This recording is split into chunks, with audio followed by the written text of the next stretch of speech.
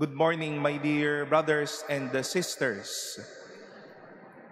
We celebrated today, as I've said at the beginning of our Holy Eucharist, every second day of November as a day we call the commemoration of all the faithful departed. And we continue to bring to the Lord the names, the memories, the persons who once was part of our lives, who once journeyed with us. At ipagdasal natin sila upang sila ay patuloy na makaranas ng kapayapaan ng Diyos at ng pagpapala ng Diyos sa kanyang tahanan sa langit. Sa ating pong mga Pilipino, ang yaman po ng mga pamamaraan kung paano po natin nasasabing pumanaw na ang isang tao or the person is already dead. He or she died already. And I would like to ask pardon for the English-speaking mass-goers here and online. If we are to reflect today some expressions, and not only expressions but some truths about these expressions with the realities of death.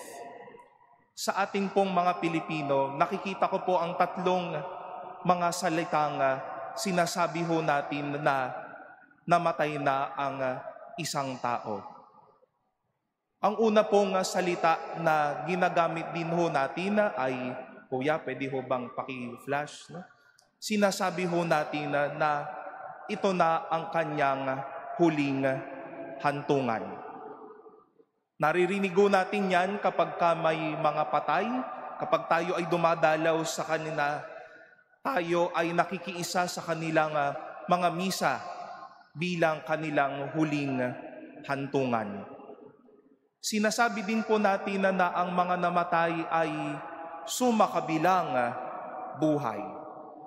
And we take note of the big letter B. Not anymore to this life, but to the life that is next to us. That we believe that after this life, there is also a next life. Not only with persons, but with our God.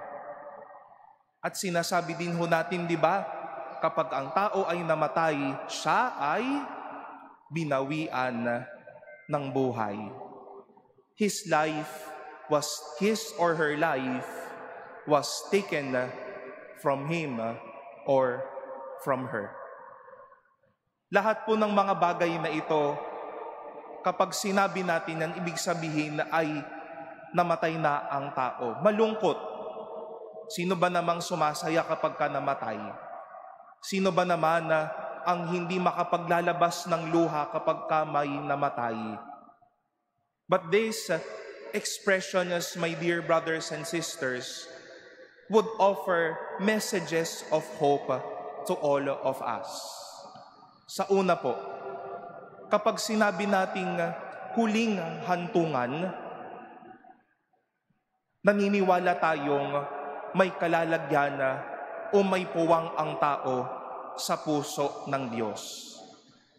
We not only remember or celebrate the final resting place, the tomb, the columbary, or the cemetery as the final resting place. But after the long years of journey, all of us would have a resting place, not only with this visible sign of the tombstone or the cemetery, but ultimately all of us will be with the Lord.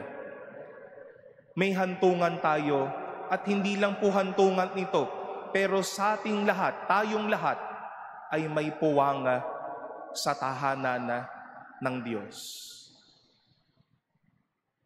Kanina po sabi din natin, hindi lang huling hantungan, kundi sinasabi natin ang tao ay sumakabilang buhay. At kapag sumakabilang buhay ang isang tao, hindi natin sinasabing ito ay katapusan, kundi ito ay pagpasok pa nga sa isang magandang buhay kasama ang Diyos. Not a period, but a door of life or to life. Later on, you will be hearing me, or we will all pray, for your faithful, O Lord, life is changed, not ended. Hindi hantungan ang buhay na ito, kundi ngayon na pakikiisa sa buhay sa Diyos.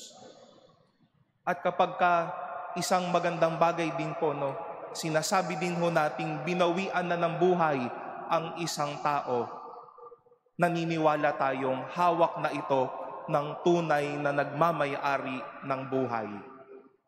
Cared for and loved for by the true owner and by the Creator Himself. Masakit pong binabawian tayo ng isang bagay, hindi ho ba? Pero what is the relief after things are taken off from us? The hope and the joy is that the thing or the person once entrusted to us is now with the original owner. Siya na ang mangangalaga muli. Panatag tayo dahil sa Kanya galing ang mga bagay na ito. And these expressions, my dear brothers and sisters, may run sad as it is, sorrowful as it is, but these are celebrations of hope. That death, that November 2, yes, is a day for us to remember. Yes, a day for all of us to shed our tears for the pain of separation, for the pain of death. But this day is a moment of hope and of joy, because our departed loved ones goes nowhere else. But we've heard a while ago in our first reading, all of them now are in the hand of God. Sa pagpatuloy nating pagkilatis sa buhay na ito, hahantong din tayo sa buhay sa kabila. And such is the promise of the resurrection. And if you are to see the symbols of the final commendation or the final mass for the dead, we see the white cloth, we see the paschal candle, we see water and the gospel book placed over the coffin of a departed loved ones, reminding all of us that what is rewarded to such person is life with God, new life with God. At mga minamahal na kapatid, hayaan natin na ang araw na ito ay hindi lamang araw ng pag-alala, kundi para din sa atin na tanawin ang buhay na ito.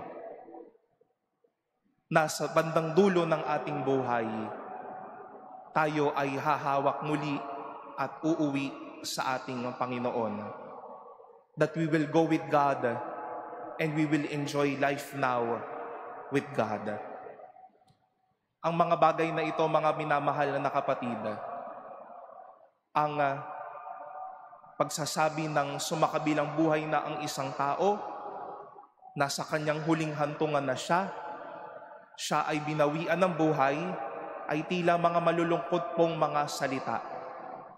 Pero pag-asa natin ito, at ito ay pagpapahayag na may uuwian po tayo. This day may not only be for those who have died, but let this day be for all of us as well. To live our lives to the fullest. To believe that this life is connecting us to our life with the Lord. And in this life, let a hope be formed in us.